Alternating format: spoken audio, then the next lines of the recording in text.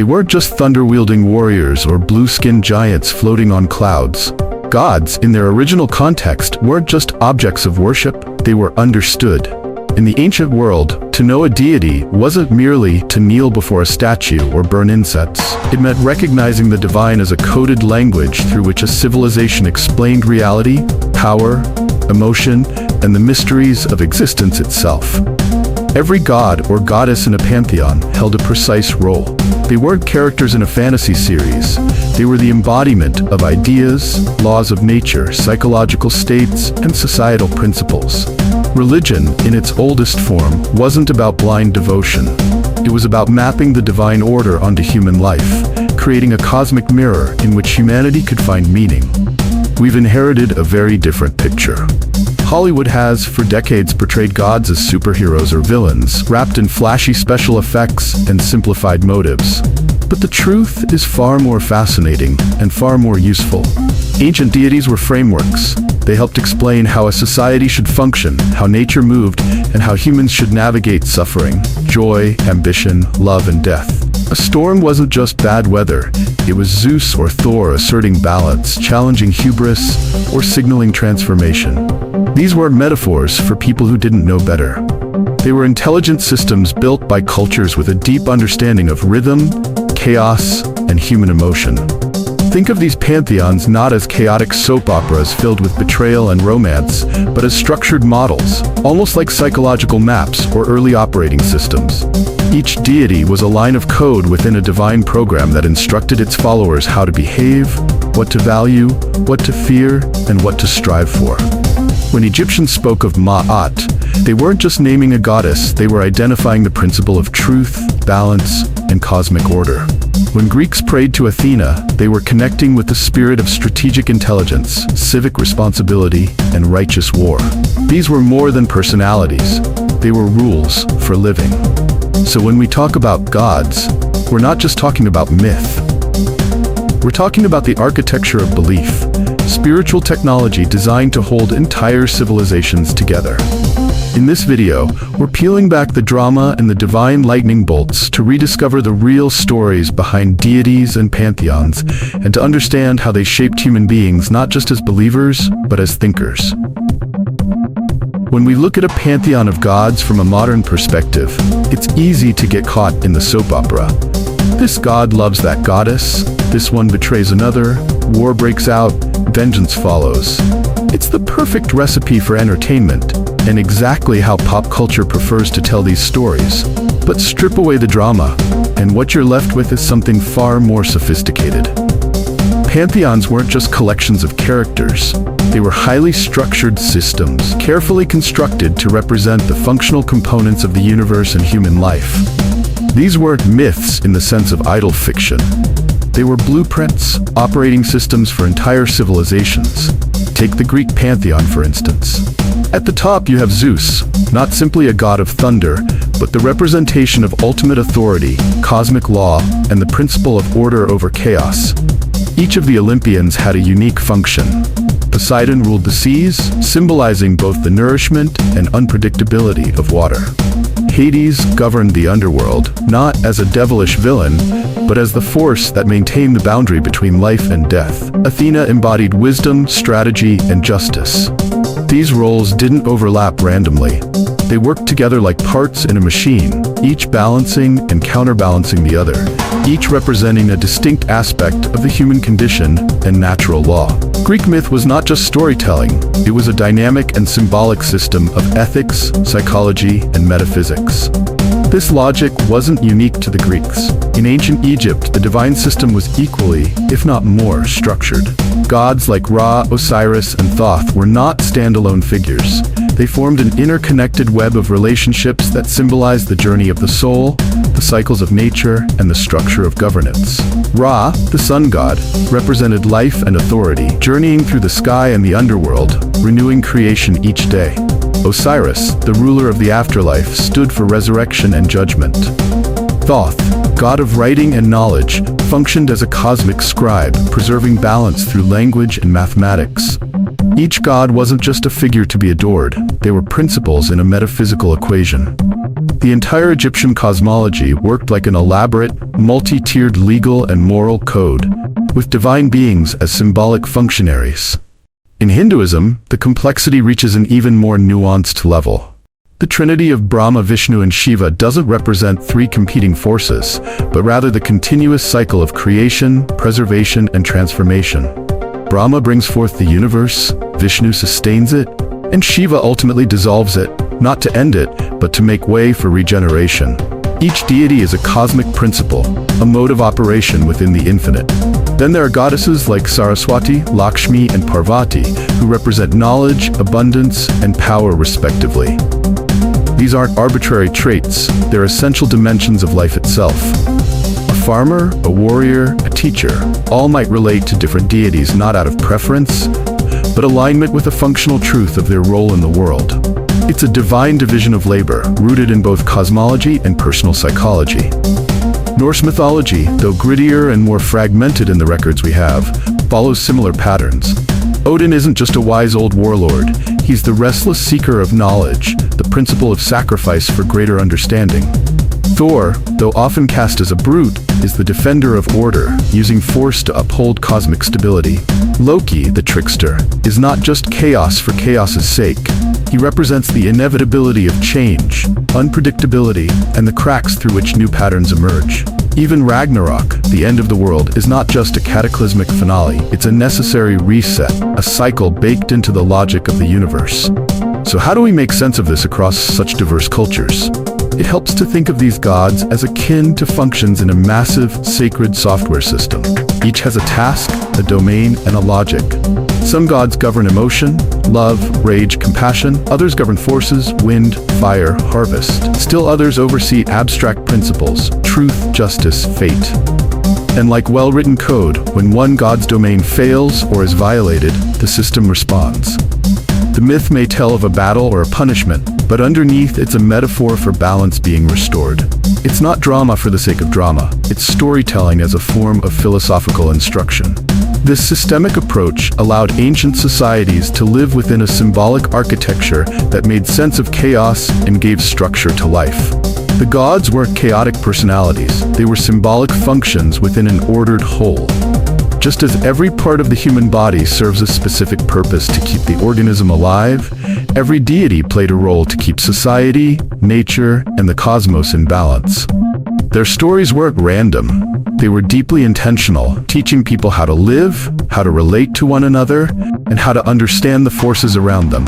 And when understood this way, the pantheon isn't a divine drama. It's a brilliantly coded map of existence. Hollywood has a habit of turning complex symbols into shiny toys. In its pursuit of entertainment, it often lifts figures from mythologies around the world and flattens them into action heroes, villains, or comedic relief. And while this makes for thrilling blockbusters, it leaves audiences with a warped understanding of what these deities were ever meant to represent.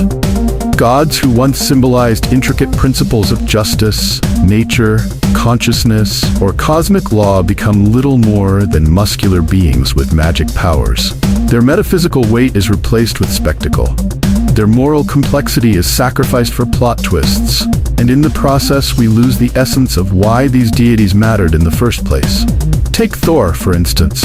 In Norse mythology, he is not a wisecracking superhero. He is the protector of mankind, the embodiment of sacred strength, discipline, and loyalty. His hammer, Mjolnir, wasn't just a weapon. It was a symbol of divine authority used to uphold cosmic balance. But in pop culture, especially within the Marvel Cinematic Universe, Thor becomes a charming, brawny figure with dad jokes and a love interest subplot. While entertaining, this version strips the deity of his original function as a serious force for cosmic stability. It reduces the mythology to an aesthetic, a Norse-themed skin over a modern comic book archetype. The same distortion applies to figures from Greek mythology. Zeus in ancient texts represented the cosmic order, the enforcer of justice, and the ultimate arbiter among gods and men. Yet when Hollywood touches Zeus, he often becomes either a tyrannical old man obsessed with power or an overly sexualized figure of corruption and wrath. In films like Clash of the Titans or Percy Jackson, the gods are portrayed with human pettiness, jealousy, and impulsivity. but without the cultural logic that made these traits function symbolically in myth. Ancient myths used these flaws to express balance, consequence, and psychological truths. Hollywood uses them as excuses for dramatic tension. Then there's Anubis, the ancient Egyptian god of the afterlife. In popular horror and fantasy films, he often appears as a menacing, jackal-headed figure, haunting tombs and stalking the living. But this portrayal couldn't be more off base. In Egyptian religion, Anubis was a sacred guide, a protector of the dead, a guardian of transition, a psychopomp who helped souls navigate the afterlife. Far from a villain, he represented divine mercy and ritual purity.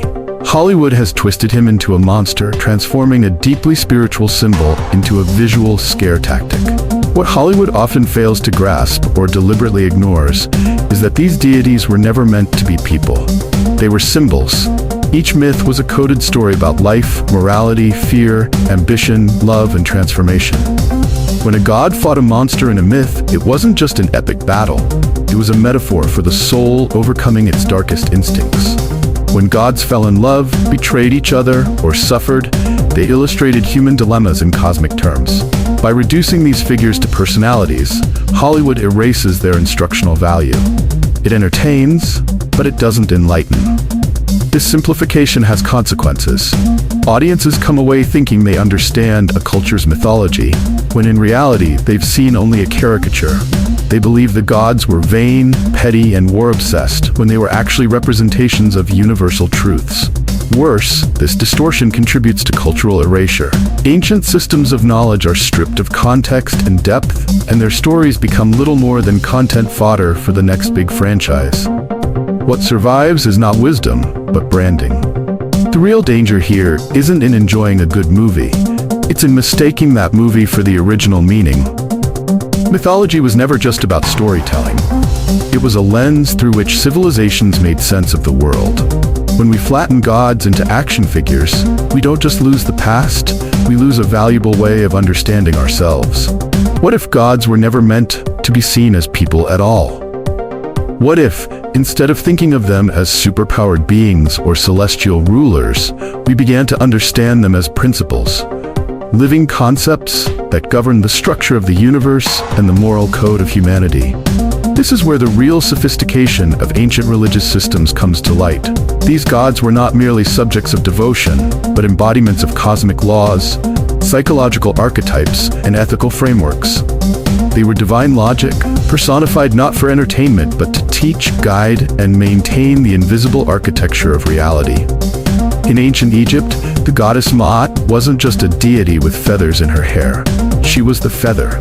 She represented the principle of balance, truth, and order.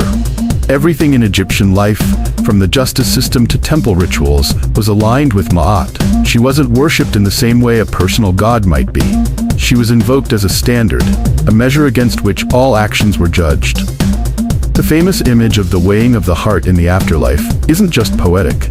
It's a moral calculus. The heart of the deceased was weighed against the feather of Ma'at to determine whether the soul had lived in accordance with truth. This wasn't superstition. It was symbolic ethics rendered into divine imagery. Ma'at held the cosmos together. Without her, everything, society, morality, even nature, descended into chaos. In India, the concept of Dharma functions similarly, though it stretches even further. Dharma isn't a single goddess or god, it's a fundamental principle that permeates Hindu thought. It is duty, virtue, law, order, righteousness, and the path of right living, all rolled into one. Every person has their dharma, which varies based on context, their stage in life, their role in society, their temperament. It's a highly adaptive and complex system. Hindu deities are often depicted as upholding or embodying dharma. Vishnu, for example, is seen as the preserver of dharma, intervening in the world when chaos threatens to overwhelm order. In the Bhagavad Gita, Krishna tells the warrior Arjuna that performing his dharma, even if it leads to inner conflict, is the highest form of spiritual devotion. This is divine logic at its core, the recognition that life is not a random sequence of events, but a moral structure that demands awareness, alignment, and action. In Greece, fate, or Moira, was perhaps the most unforgiving and profound principle in mythology. The Moirai, often called the Fates, were not gods in the traditional sense, but but divine forces that determine the span and path of each life. Even Zeus, king of the Olympians, could not overrule them. Fate was above the gods. It represented the unalterable thread of destiny, spun, measured, and cut by three ancient sisters. But this wasn't fatalism as we often define it today. In classical Greek thought, fate was not about hopeless predetermination. It was about the nature of existence and the limits of mortal and divine power. You could fight your fate, as many tragic heroes did, but in doing so you revealed deeper truths about human character, pride, and the limits of will. Fate wasn't cruel. It was the structural frame within which stories unfolded and choices gained meaning. These examples show us a recurring pattern. Gods and divine figures were crafted not to be worshipped in the sense of appeasement, but to be understood as expressions of law, natural, moral, cosmic. Ancient people were not just praying to beings, they were engaging with ideas. The divine wasn't out there in the clouds, it was embedded in the fabric of life. In the way the Nile flooded, the way karma unfolded, the way a decision could ripple across generations. When ancient people spoke of gods, they weren't just externalizing power, they were reflecting inward, building systems that aligned human life with a larger, intelligible order. This logic extended even to rituals and temples. Every act of offering, every festival, every recitation was a way of reinforcing the alignment between the human and the divine principle it symbolized. To live according to Ma'at, to honor Dharma, to respect fate. These weren't just acts of religious observance. They were strategies for survival, harmony, and personal integrity. The myths surrounding these principles, rich with gods, monsters, and miracles, were never just stories.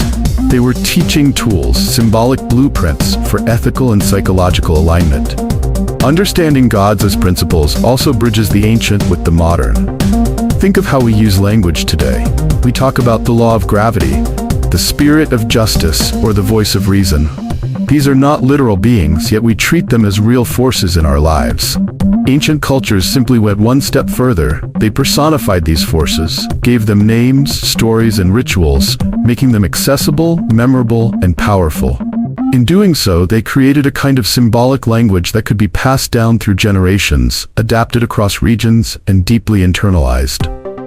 So no, gods were never just glorified humans with powers. They were never just the subjects of bedtime stories or fantasy films. They were, and still are, representations of how humans grapple with the complexity of existence. They are expressions of divine logic, personified so that the intangible could be seen, the invisible could be understood, and the infinite could be lived through finite lives. To truly understand how ancient deities functioned within their respective cultures, it helps to examine specific case studies, gods whose images have traveled across centuries, been recast through countless stories, and often misinterpreted by the modern world. Let's start with Zeus, perhaps the most well-known figure in Greek mythology. Today, Zeus is often portrayed as a philandering, thunderbolt-throwing king, lounging atop Mount Olympus, indulging in power and chaos. But in classical Greek thought, Zeus was not just a character in a myth. He was the embodiment of cosmic order. He represented the balance between chaos and justice, the glue that held the hierarchy of gods, men, and nature together. His weapon, the thunderbolt, symbolized not random violence but the force of divine correction, an intervention when mortal or divine realms drifted out of alignment. He was the protector of oaths, the punisher of perjury, and the enforcer of social contracts. When rulers invoked Zeus, they were not asking for favoritism, but for legitimacy, order, and balance. In essence, Zeus wasn't a symbol of absolute power. He was a principle of structured, lawful authority that made civilization possible. Anubis, the jackal-headed god of ancient Egypt, has suffered a different kind of distortion. Western depictions, especially in horror or fantasy genres, often present Anubis as a sinister figure, lurking in shadows, guarding tombs, or commanding legions of undead. But in Egyptian theology, Anubis was a deeply sacred and benevolent presence. His domain was not death, but the moral architecture of what came after. He presided over the embalming process, guided souls through the duat, the underworld, and led them to the judgment hall, where their hearts would be weighed against the feather of Ma'at. This wasn't superstition. It was a ritualized ethical framework. Anubis ensured that death was not the end, but a continuation of the moral narrative. If the heart was lighter than the feather, the soul earned peace. If heavier, it faced obliteration. Not as punishment, but as a consequence of imbalance. Anubis was not feared, he was trusted. His presence in tombs symbolized protection and safe passage, not curses or darkness. In truth, he was the personification of ritual purity, moral clarity, and spiritual navigation in a world where death was viewed as a transition rather than an ending. Then there is Shiva, one of the principal deities of Hinduism, often misunderstood as a god of destruction. Western interpretations frequently cast him as a chaotic force, a divine destroyer, sometimes even a symbol of nihilism. But in the original Vedic and post-Vedic texts, Shiva represents transformation, not mere destruction. His cosmic dance, the Tandava, is not a tantrum of rage but a rhythmic movement of endings that make way for new beginnings. In Hindu cosmology, the cycle of creation, preservation, and dissolution is eternal. Shiva's role is to dissolve illusion, to clear the path for regeneration and higher understanding. He is ascetic and sensual, terrifying and compassionate. As Mahadeva, the great god, he sits in meditation atop Mount Kailash, a symbol of inward retreat and deep consciousness. As Nataraja, the lord of the dance, he balances fire and stillness, movement and silence, embodying the principle that all things must end to evolve. Shiva is the god of paradox, the one who burns the ego to reveal the soul, who ends the old not with cruelty, but with the grace of clarity. He is both destroyer and liberator, and to reduce him to mere chaos is to miss the profundity of his symbolism entirely. What unites these three figures, Zeus, Anubis, and Shiva, is their role as systemic forces rather than personal gods. They are not primarily emotional beings with desires and flaws. They are pillars of logic within their respective cosmologies. Zeus upholds law and societal balance. Anubis ensures ethical accountability beyond death. Shiva catalyzes renewal through transformative dissolution. Each of them reflects a deep understanding of human life, not as a linear path, but as a cycle of decisions, consequences, and rebalancing. They are personifications of concepts, order, morality, transformation, rendered in divine form so that cultures could interact with these ideas in meaningful, ritualistic ways. In studying them as metaphors instead of characters, we begin to see their original genius. These gods were not meant to be worshipped blindly or mythologized into superstition. They were designed to be understood, contemplated, and used as tools for aligning the human experience with larger truths. Their stories weren't entertainment, they were instruction. And their symbols weren't random, they were precise, loaded with layers of meaning crafted to guide behavior, instill ethics, and maintain balance within the individual and the society at large. When we peel away the dramatizations and rediscover what these deities were meant to communicate, we start to reclaim the depth of ancient wisdom that has been buried under centuries of misinterpretation. We stop seeing gods as distant beings to be feared or adored, and begin to recognize them as mirrors, reflecting back to us the highest principles by which we can live. Zeus is not just a sky god. Anubis is not a monster. Shiva is not destruction incarnate. They are all sophisticated expressions of divine logic, carefully sculpted to guide civilizations through the mystery of existence. In a world saturated with information and distraction, where moral relativism often replaces shared values, ancient mythological systems offer more than just historical curiosity. They offer tools for modern understanding. The return to meaning begins with decoding these myths, not as relics, but as living systems of insight.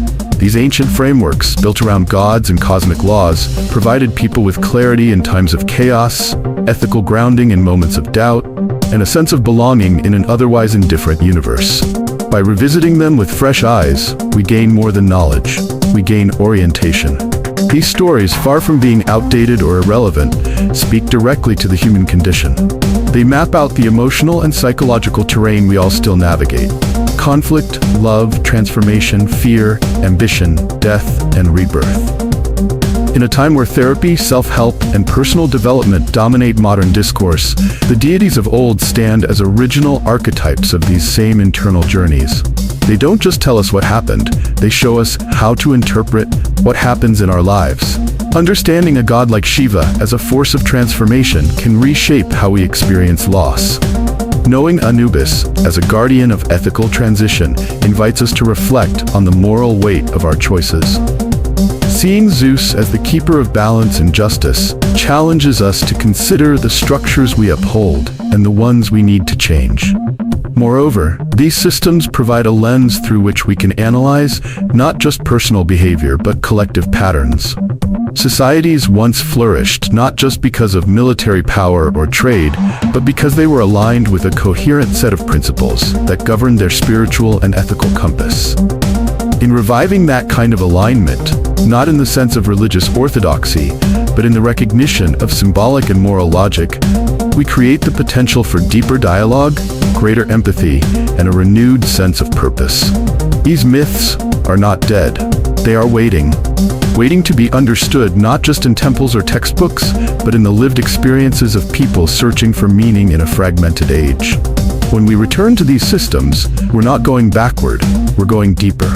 And in that depth, we find something timeless, the language of symbols, the weight of choices, and the divine logic that still pulses beneath the surface of our very modern lives. The divine was never created for amusement. It wasn't meant to fill books with fantastical tales or fuel blockbusters with epic battles. The original purpose of these gods, myths, and pantheons was to teach, deeply, systematically, and symbolically. They existed to structure how people understood their lives, their societies, and their place in the cosmos. These weren't just stories. They were codes of conduct, frameworks of ethics, and mirrors to the soul. When we remember that, we reclaim something vital, a way of thinking that integrates morality, psychology, and spirituality in one cohesive vision.